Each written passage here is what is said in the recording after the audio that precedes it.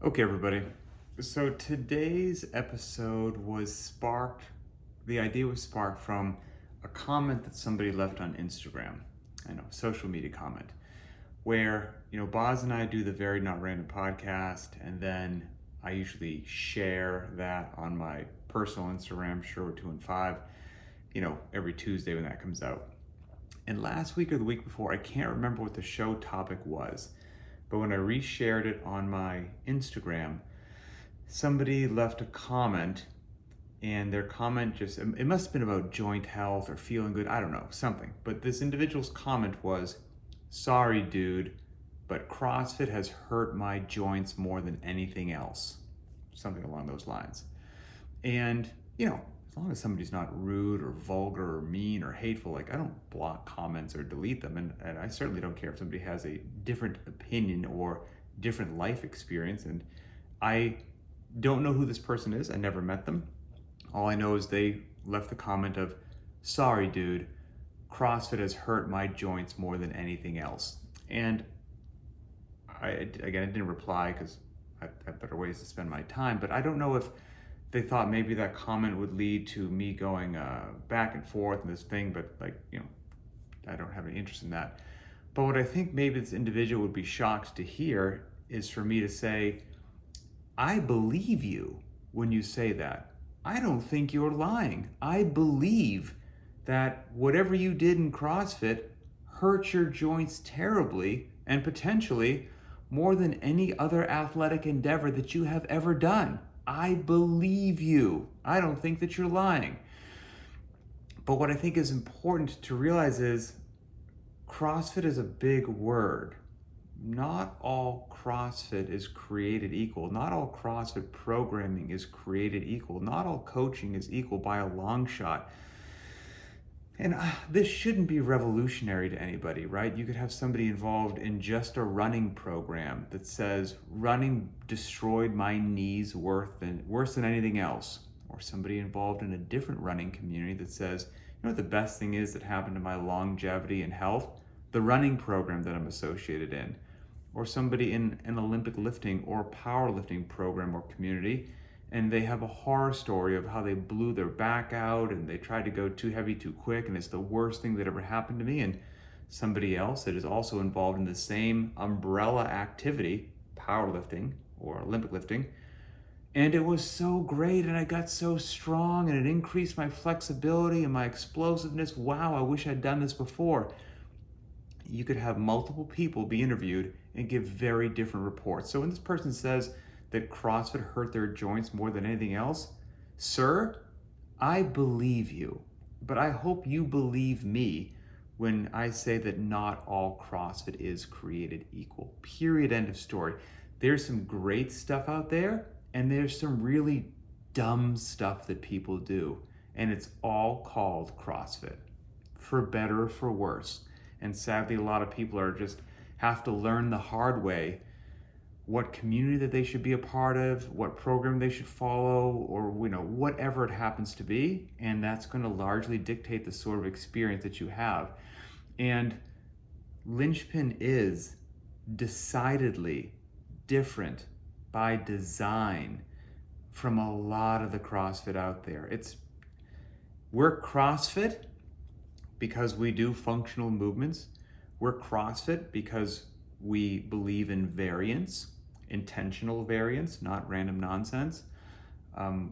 We have quite a divergence from CrossFit with our set work to rest schedule each week, with our huge advocacy of modulating intensity, that you just shouldn't go high intensity all the time, that low and moderate days of intensity are critical. We have a divergence as well as to how important and mission critical not for time days are, either giving athletes the option to do it for time or not, or just flat out saying, "Don't run the clock today, screw the clock, the heck with it." That's a big divergence. There's a lot of things that we do different from lessons learned over the past almost 20 years that I think really do set things apart. And if you want to learn more about what Lynchpin does a bit different, here's some podcasts to check out that we've done before that'll give you. Linchpin Conversations number 408, and that one is entitled "Minimalist Strength and Conditioning Explained." Linchpin Conversations 406. That one's titled Lynchpin Explained in Plain English. Linchpin Conversations 404. That's entitled High Intensity is Not the Way. High Intensity Every Day is Not the Way. Linchpin Conversations number 400. That is entitled Lynchpin is Not Classic CrossFit. And Linchpin Conversations 341, which is entitled Lift Less Frequently and Get Stronger. So again, Linchpin Conversations 408, 406, 404, 400, and 341. I think if you actually go and listen to all those, you'll see that there's a lot of things called CrossFit, but then each individual gym or community or programmer has unlimited freedom to massage and manipulate and play with that general umbrella of the methodology in almost limitless ways. And therefore, the community that you choose to embed yourself in and the programming that you choose to follow will most likely dictate 5 years down the road when I talk to you and you say, man, that's the best thing that ever happened to my long-term health and fitness. My mental well-being is great. I enjoy working out. I'm fit, fast, and strong. I made great friends and my knees, back, and shoulders feel phenomenal. Or will you say, CrossFit hurt my joints worse than anything else? Both outcomes loom in your future, depending upon the decisions that you make right now and the community that you decide to be a part of. So take that for what it's worth.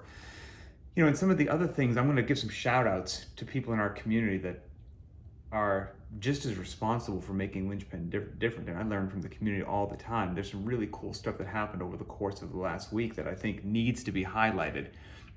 And so we did Grace, I guess yesterday, as I record this. Grace happened yesterday. And if you've been around CrossFit for a while, 3 years, 5 years, 10 years, you're probably going to do Grace once a year. So after 5 years, you've done Grace 5 times, or a decade, you've done it 10 times, or whatever it happens to be. And we've got people who've been doing CrossFit since the early 2000s, so they've potentially done Grace 18 times or something like that, right? That's a lot of data points. And if you're 18 years older than you used to be, there's a good chance that you're still crushing Grace, but maybe you didn't hit a lifetime PR on Monday. And so one of our members, Chris VB, who, Chris, by the way, you and I should do an episode. You must live near Disney in California because you're always taking your daughter to Disney, and I'm infinitely jealous of that. I think it looks so cool. But you must know all the Disney secrets and tips and tricks. We should do a Disney episode for people who want to go to Disney and how they can maximize their time in the theme park, but separate topic. But Chris did Grace on Monday, crushed it. He is, Chris, I don't know your exact age, but based upon the salt and pepper in your beard, my friend, I'm going to say late 40s. Hopefully I didn't insult you right there. But he did Grace in 2 minutes and 47 seconds. Crushed it. 2 minutes and 47 seconds. Wasn't a lifetime PR, but crushed it. And what I really liked that he said in his post in the Lynchpin private Facebook group was he did it a bit different this time. He tried to do touch and goes for a while and then go to singles when needed. But, you know, win of the day, he said he's consistently under 3 minutes. But what I liked is he said that this was on par for my average Grace time. And I thought that was really cool. And I was instantly jealous that I'd never thought of that. Because here's what a lot of people do. They have one metric that they go by, right? Your best ever lifetime PR. And you're either, you know, on the right side of that or the wrong side of your best ever.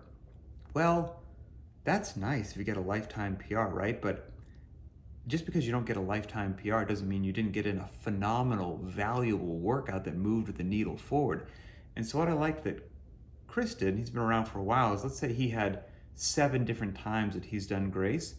Well, you could take those 7 times, add them up, and then divide them by 7, right? Simple mathematics. And you could get your average Grace time, which, don't get me wrong, knowing your lifetime PR on any workout, Grace, Helen, Cindy, Fran, you name it, deadlift, knowing your lifetime PR is useful, but if you've done the workout a lot, it would be really useful to know your average time on that workout. And so let's say that, you know, going back to Grace, your lifetime PR was 2 minutes and 40 seconds. But your average Grace over all the times you've done it was 305, right? And so maybe you get a 250 on one day. Well, you didn't do a lifetime PR, but you were better than your average Grace. That's a really cool, useful metric. I actually liked it so much, Chris, that I chatted with some of the guys from BTWB today, and I brought that up to them. I said, hey, I think a new metric that you should have in the app is not just what is your lifetime PR, but if somebody has logged any particular workout multiple times, it would be really cool to just display what your average time or load for that workout was, because that's a really cool thing to know. So Chris, I dug that. I thought that was awesome. And it's just another, like, that mindset that Chris had also goes back to why Lynchpin is a little bit different. This is all interconnected. Is we talk a lot about the long game in fitness, and it's like the stock market, right? You've got peaks and valleys and highs and lows. If you zoom in on a week, it looks chaotic. If you zoom out to a month, it looks like a more nice line going in the right direction. If you zoom out to a year, you don't see those little peaks and valleys. You should see a nice steady line up. Like, keeping yourself oriented towards the long-term big picture, that's mission critical. I think the people in Lynchpin do a really good job of that, that no one single workout defines your entire fitness journey. It's those bricks that you lay in your fitness wall day after day after day, and the more bricks you lay into that wall, the stronger that wall becomes, and the longer that wall becomes, and the higher that wall becomes, and that's the game that we're playing. And every now and then, one of those bricks will be a special yellow shiny brick that's a golden brick, it's a PR brick. Cool, that's awesome, celebrate that.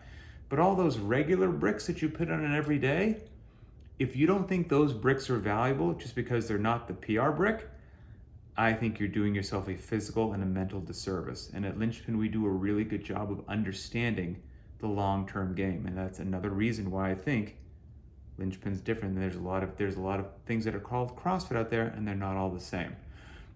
So Chris, that was awesome. I brought that up, and I hope they implement that. It'd be like, imagine only comparing yourself to your lifetime best ever. It'd be like if you watched a basketball game and you were watching one of the basketball greats out there that had their lifetime best ever game. They dropped 50 points in one game. And every single game, the announcer, all they did was, that person could have a triple double on this particular game, but you know what? They didn't drop 50 points. So compared to their best ever, what a crappy game they had tonight. They didn't PR, so bad game.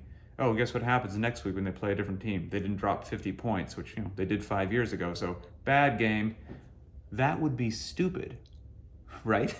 You can have a great game without having a lifetime PR game. It's the same thing with your fitness, everybody. It's the same thing. And then when it does roll around again and that player drops 55, celebrate it. That's amazing.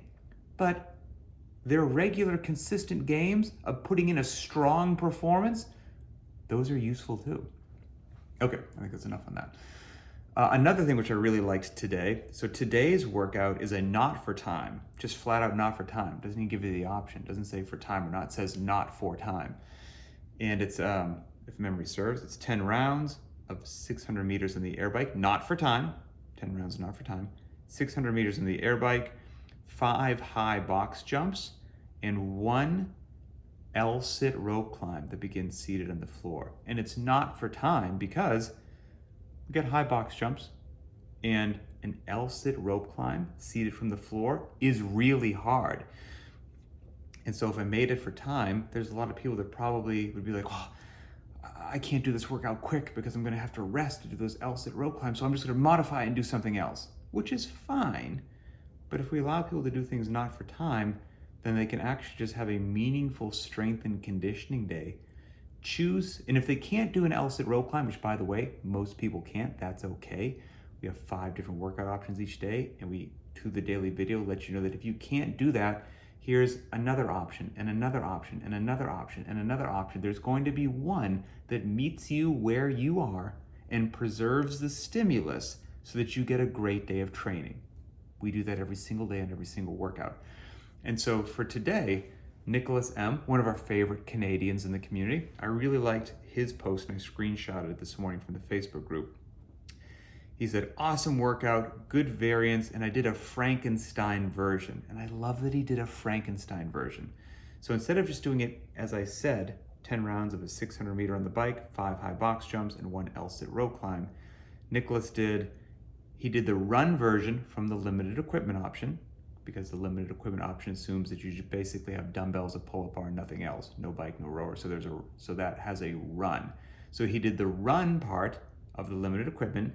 He did the box jumps part from the prescribed version, and then he did the chest to bar pull-ups in a strict option from the wild card option that we offer. So he did something from the dumbbell version, something from the prescribed version, and something from the wild card version, because he understood that doing that wonderfully preserved the stimulus of the workout. He created his own Frankenstein version, which was, a part of 3 different versions of the Lynchpin options today, and found what worked for where he was with his gear, his fitness level, the whole 9 yards. I absolutely adore what Nicholas did, and that's also linked into why Lynchpin is different. Is because each day through these videos and through the daily videos that are, part of the Lynchpin private track, people watch these videos and they have conversations in the BTWB squad and in the private Facebook group. And each day, whether you realize it or not, your strength and conditioning IQ is increasing and increasing and increasing. And then you get to the point where you've been around for a long time, like Nicholas has, and he realizes, I have the freedom and authorization to massage the daily workout. I don't have to rigidly and blindly follow it. I can take this, and this works really well. And Pat programmed a challenging upper body pull, the L-sit row climb, but you know what? That doesn't work for me today. So I can choose something else, which for me is a challenging upper body pull, take the L-sit row climbs out, put this other challenging upper body pull in, perfect, beautiful, stimulus preserved. Don't have a bike to pedal on? No worries. I can do the run from the limited equipment. I'll put that in there. Beautiful workout. So Nicholas had the strength and conditioning IQ to make that happen, and felt empowered and authorized that he could deviate to some degree from the regular workout of the day, and understood that he was not shortchanging his fitness in any way, shape, or form. He was making a great decision. People do that all the time in Lynchpin, and if you don't feel authorized or empowered or have the knowledge base to do that, I would also question the community or the quote-unquote CrossFit that you're doing, because I don't think it's leading you down an appropriate path for your long-term health and fitness, quite frankly, and just your development as an athlete. So Nicholas, I thought that was awesome. And then another one that I loved, Lisa R., very strong woman in the Lynchpin community, not just strong, fit also.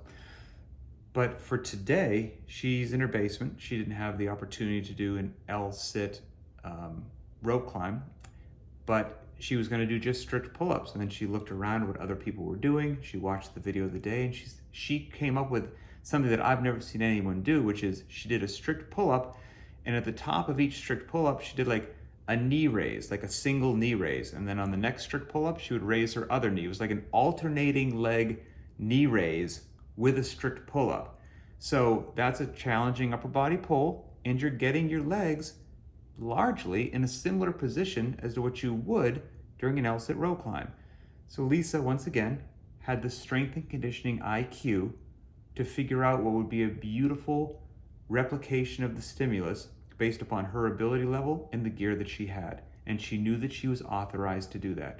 That warms my heart to a degree that I can't even explain. And again, that's why we do have something special and unique going on at Lynchpin, and why you're not going to get burned out and things actually work, and your knees, back, and shoulders should feel good, and you shouldn't tell a tale like that poor gentleman did of, hey, you know what hurt my joints more than anything else? CrossFit. That saddens me. That shouldn't happen. So anyway, yeah, and now let's just have some fun, and we'll end on some cool grace, just PRs and shoutouts that I saw over the community. And let's go. So here we go. From Dan P. So Dan P did grace in 2 minutes and 28 seconds, and that was a PR by 23 seconds. 2:28. That's crazy fast. Then we had Scott O. Said he's happy with this, a minute quicker than last time. So he did Grace in 3 minutes and 29 seconds, and that was 58 seconds faster than last time, which is crazy. Kurt L says a PR for my 32nd birthday. He did it in 5 minutes and 6 seconds, and that was, he did the dumbbell version, by the way. So he did 40 dumbbell clean and jerks with a pair of 50s. 5 minutes and 6 seconds, and that was 1 minute and 20 seconds faster than last time he did that. That's insane. Manny S, a 1 second PR. Earned, my friend, by the way, earned. He did in 4 minutes and 14 seconds, and that was a 1 second PR. Tanner B. Tanner did Grace in a wildly inappropriate 1 minute and 39 seconds. And that was a lifetime PR for him by 1 second, which is insanely fast. Then we've got Matt S. Did Grace in 3 minutes and 19 seconds, and that was a PR of 12 seconds. By the way, these aren't all the, there's thousands of people doing this work, and I just screenshotted like the first 15 or so that I saw, and I'm reading just those 15. So I'm sorry, there's a bunch of people that, I'm missing out. I'm sorry. I'm just trying to give some shout outs to as many folks as I can here. From Carl L, who did Grace in 3 minutes and 34 seconds, and he said he's pretty stoked because that was his very first time doing it prescribed. Wow. Carl, to do it your first time prescribed in 3:34 is extremely impressive. Hector M. Hector, my friend. Last time I saw him was at the Rogue Invitational. Hector, again, good strength and conditioning IQ, and know that he's authorized to play around a bit. Did Grace with a 100-pound sandbag. So he did sandbag Grace. That's awesome. Took him 7 minutes and 28 seconds. Love that. Justin D. fought for a 7-second PR today. He did Grace in 2 minutes and 40 seconds. Fast, fast, fast. Then we've got Emily R. Emily R, she did Grace in 3 minutes, 1 second. Says the previous was, so previously she did Grace 30 clean and jerks at 3 minutes and 30 seconds with 65 pounds on the bar. Today, she went from 65 pounds and she bumped it up to 75 pounds. So she increased the load 10 pounds, and she did it 29 seconds faster because she did 330 at 65 pounds, and today 3 minutes and 1 second at 75 pounds. That is awesome work and a huge improvement. Samantha W. She went ahead and chose the limited equipment option as well. She chose Violence, the 40 dumbbell clean and jerks, and she got a PR and did it in 4 minutes and 45 seconds, which was a PR by 52 seconds. And finally, one last one that I screenshotted here. Oh, why am I not? I can't grab it here. Jen F. 30 clean and jerks, 3 minutes and 56 seconds, a PR by 4 seconds. So congratulations, everybody. Congratulations to everybody that did it. And also, like I said at the beginning, whether you PR'd or not, you got in a solid training session. It's another brick in the wall. Good job, everybody. Make good decisions. The type of CrossFit that you does matters. The community that you join matters. The programming that you does matters. And yeah, make smart training decisions. Join a supportive global community. Click the link in our bio and come on to Lynchpin. Have a great day, and we'll talk later.